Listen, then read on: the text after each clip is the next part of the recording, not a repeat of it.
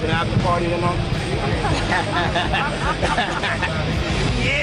I think the video is very weird that a grown adult is asking a child about an after party and then getting excited after she nods yes. Diddy's disgusting deeds have gotten even worse after a resurfaced clip shows him and Ashton Kutcher inviting an actress to his infamous after parties.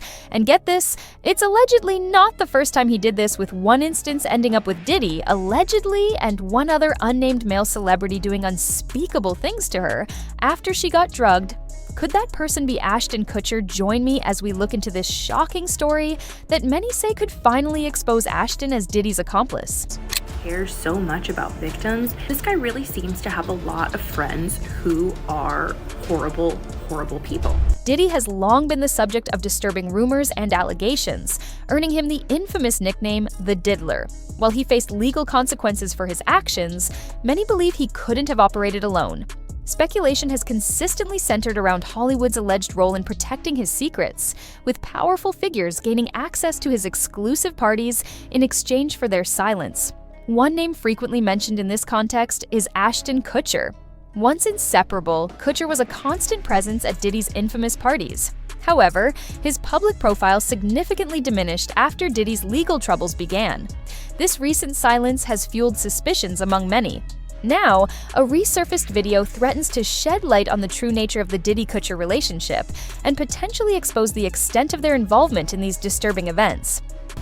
When Diddy called up Ashton Kutcher when he had his TV show Punk'd, and he was basically like, I hear that you're going to punk me, you don't want to do that, let's make a deal. Even with Punk'd, he was like very suspicious and creepy. They became friends, they started watching football together, they would go on runs together, they co-hosted a white party together. They've been really good friends for 20 plus years. And of course, despite that, now all of Ashton Kutcher's sources are saying he never in a million years would have even guessed that Diddy could have been doing something like that, which is crazy because 5 years ago, I was hearing rumors of what Diddy was doing, and your friend of 20 years didn't know. You see, this clip is from the 2003 MTV Movie Awards, where Diddy is inviting a then 13-year-old actress, Dee Chase, to an MTV after-party.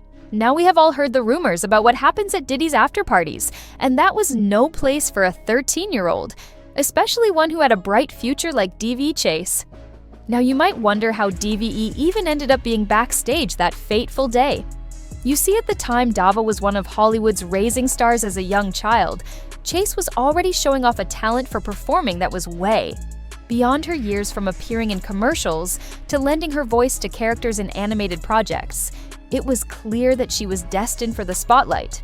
But what really set her apart from others was her versatility. She wasn't just limited to TV appearances. No, she was already diving into some seriously impressive indie thrillers. Like Donnie Darko, that role alone proved she had the range to take on complex characters, improve her acting chops in ways that made fans and critics take notice. It was a career that promised only bigger and better things for this rising star. Now her breakthrough role came in 2002 with The Ring, a supernatural horror film that quickly became a cultural phenomenon. In this film, Chase took on the iconic role of Samara Morgan, a character whose chilling presence and unforgettable look sent shivers down viewers' spines. Her portrayal was so haunting that it cemented the film's place in horror lore. Despite being so young, Chase showed an incredible ability to convey intense emotion and an eerie menace, which made her performance one of the central elements of the film's success. Samara's twisted, ghostly image became iconic, and Chase's chilling portrayal of the character left an indelible mark on the horror genre.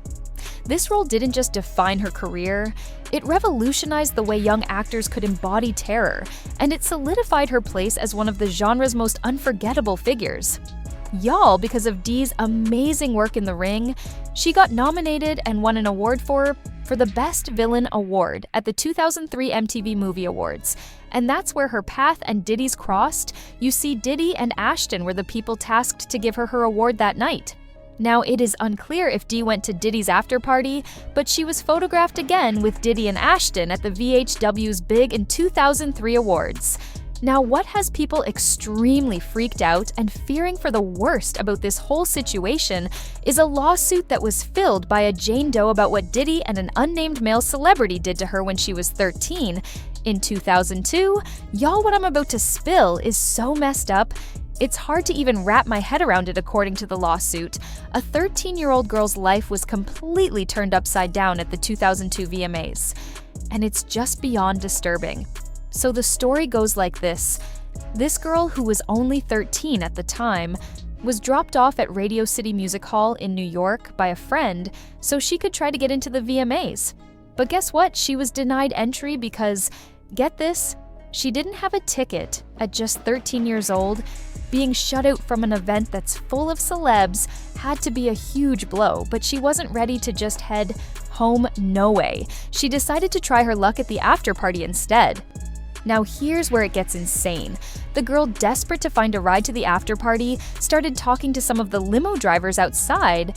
She was looking for someone to give her a lift, but she ended up with one that would change her life forever. This driver, who allegedly worked for Diddy, told her she was exactly the type of girl Diddy liked and that she'd definitely get into the after party. So this driver takes her straight to the after party. But what happened there is just horrifying. According to the lawsuit, when the girl arrived at the party, she was handed an IND, a non-disclosure agreement demanding she promised not to talk about what went down that night. But here's the kicker, she never got a copy of it. This whole thing was already shady, and it gets worse. She stepped into the after party and saw a bunch of big names like Jennifer Lopez and Jay-Z. But here's the thing, none of them are named in the lawsuit. And it seems like they weren't involved in the horrors that followed, but the party, it was a scene straight out of a nightmare. The place was filled with people using a ton of drugs. And soon enough, the girl was handed a drink, something reddish yellow that tasted like a mix of orange juice, cranberry juice, and something bitter one sip, and she starts feeling woozy, elated, disoriented, and like everything was spinning. She knew she needed to get away, so she went looking for a place to rest.